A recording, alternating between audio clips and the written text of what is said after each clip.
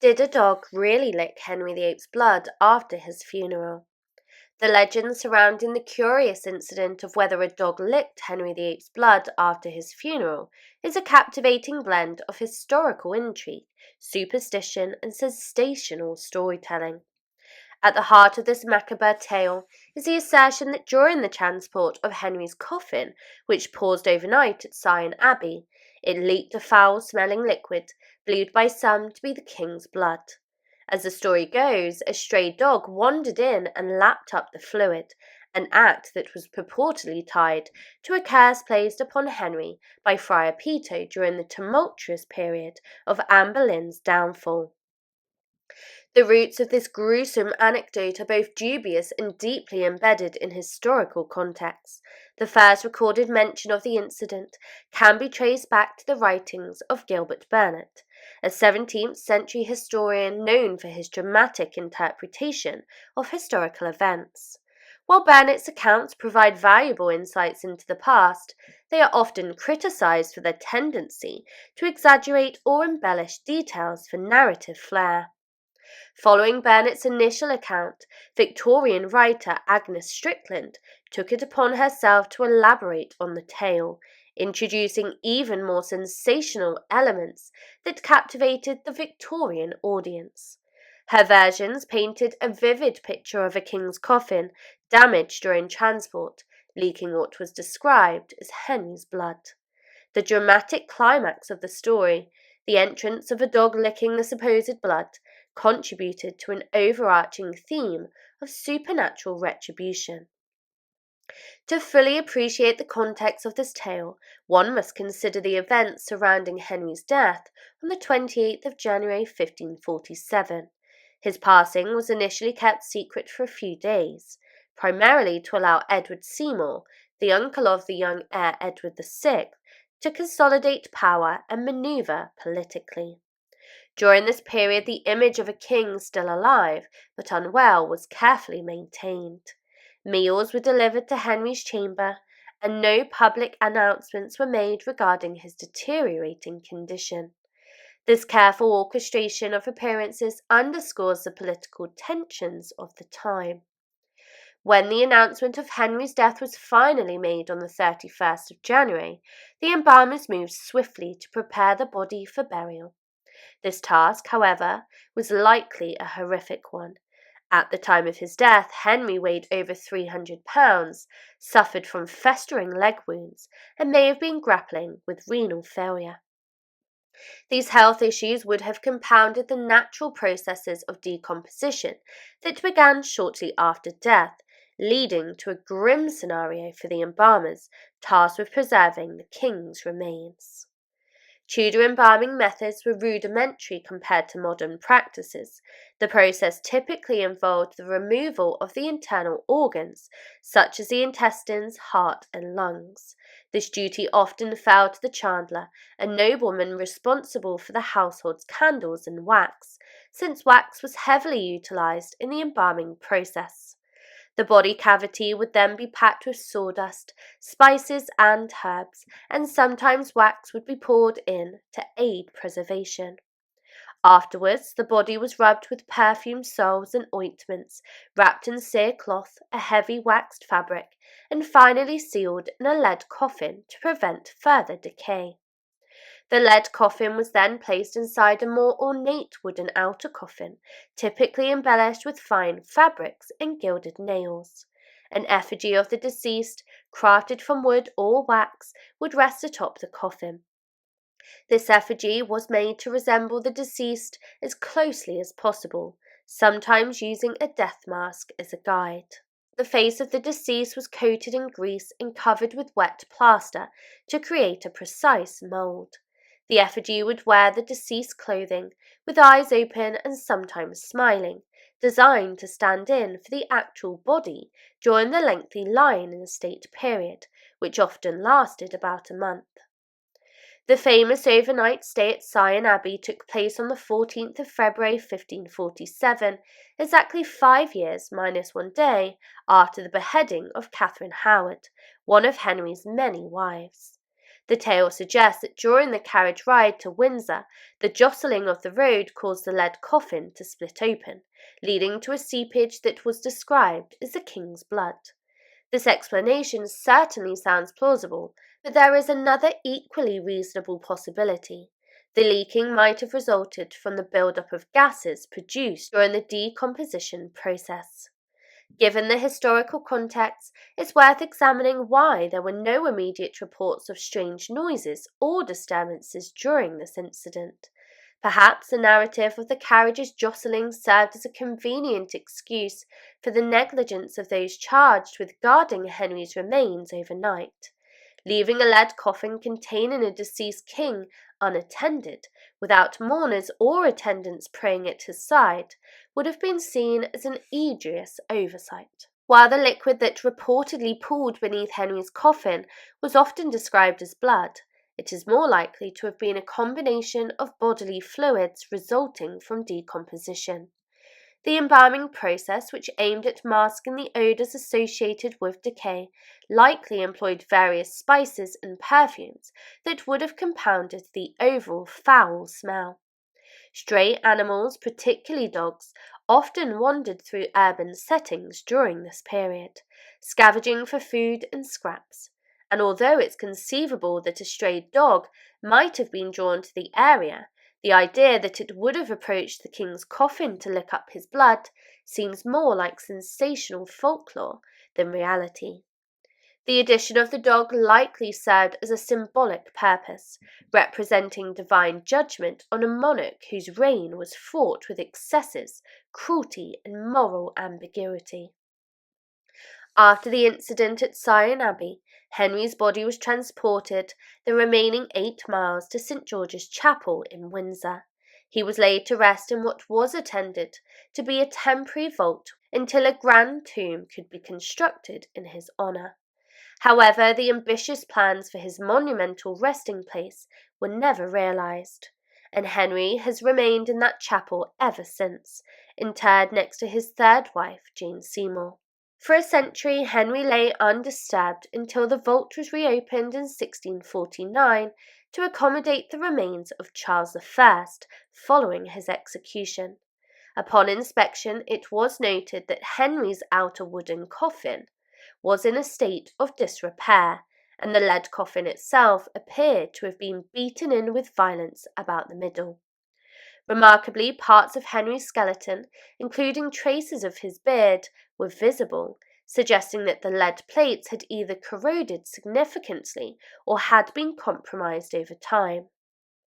Some historians speculate that the damage to Henry's coffin may have occurred when Charles I's coffin was hastily shoved into the vault. However, a 1721 account describes a foot soldier who snuck into Henry's vault before Charles' remains were interred, claiming to have stolen a bone from Henry's coffin to fashion into a knife handle. This account implies that the damage may have occurred prior to the placement of Charles I's body. If the coffin leaked due to an explosion of gases generated by the decomposition process, the pressure could have contributed to the structural integrity of Henry's coffin being compromised. This damage would not have been immediately apparent to those observing, as it would have been hidden beneath the effigy and decorative pals that covered the coffin. It is also plausible that the damage occurred during the efforts of the plumber to repair the leaking coffin, or even after it had been interred in the vault. Considering the considerable time that elapsed between Henry's death and the embalming, it does seem reasonable to conclude that some degree of leakage from the coffin was likely. Whether it was significant enough to create a pool of liquid on the floor remains very uncertain. However, given the signs of damage to Henry's coffin and the evidence of decomposition, it is indeed plausible that an explosion of gases occurred, either before the funeral or shortly after the coffin was placed in the vault. In summary, the story of a dog licking Henry VIII's blood after his funeral is a fascinating tale that intertwines history with folklore, and while the incident itself may have some basis in reality, it appears more of a product of sensational narrative than fact. The tale serves to dramatise the life and death of a king whose legacy remains deeply intertwined with themes of power, excess, and tragedy. In the end, the story highlights not only the grim realities of death and decomposition, but also the enduring human fascination with the supernatural and the stories that we create to understand the legacies of our historical figures. Henry VIII's jaw-dropping farewell, unveiling the extravagance of his epic funeral. Step into the corridors of history as we unravel the intricate tapestry surrounding the death and funeral of Henry VIII. Beyond the cloak of secrecy that veiled the king's passing, a meticulously planned transition unfolded, culminating in an extravagant funeral designed to assert the Tudors' divine right to rule. In this exploration, we shift the focus to an unexpected facade, the architectural wonders of the 16th century funeral hearses. Join us on a journey through the grandeur of temporary canopies, waxen effigies, and the captivating spectacle that marked the departure of a monarch, leaving an undeniable imprint on the pages of history. The demise of Henry VIII unfolded in the early hours of the 28th of January 1547 within the regal confines of Whitehall Palace, marking the end of a tumultuous reign at the age of 55. In an orchestrated effort to ensure a seamless transition to the imminent rule of his successor, Edward V, the news of Henry's death was veiled from the public for a couple of days, disclosed only to those in closest proximity to the monarch. Maintaining the appearance of normalcy, court rituals persisted, and even the delivery of meals to the late king's chamber continued, punctuated as always by the resonant blare of trumpets. Ascending to the throne at the tender age of 9, Edward V would become the third monarch of the Tudor dynasty, his legitimacy and male lineage notwithstanding. However, a child king posed nearly as much peril to the fledgling dynasty as a female ruler. Every detail had to be meticulously managed, a blueprint laid out by Henry himself. This encompassed not only the intricate arrangements for Edward's succession, but also the grandeur of Henry's funeral, a spectacle designed to underscore the Tudors' divine right to rule England, and more subtly, to cement Edward's unassailable position. Henry, known for his self-admiration, aimed to showcase himself as a true Renaissance sovereign of the European stage. The funeral cortege that accompanied Henry's mortal remains to Windsor commenced its journey on the 14th of February, pausing overnight at Sion House. Stretching over 4 miles, the procession featured over 1,000 mounted men and hundreds on foot. The king's coffin, shrouded in golden fabric and crowned with an effigy, was gracefully drawn by 8 horses on a carriage, leaving an undeniable impression on the onlookers who lined the route.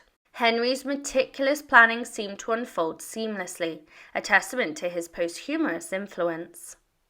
Edward V's accession was marked by a carefully choreographed ceremony per Henry's desires. Following a sermon by Stephen Gardiner, the Bishop of Winchester, Henry's coffin descended into its temporary resting place next to his third wife, Jane Seymour, also the mother of Edward V. The symbolic breaking of white wands of office over the grave followed the time-honoured tradition. Henry's own instructions for his tomb were explicit, calling for a dignified altar adorned by perpetual daily masses. However, neither the tomb nor the perpetual masses materialized as Henry envisioned.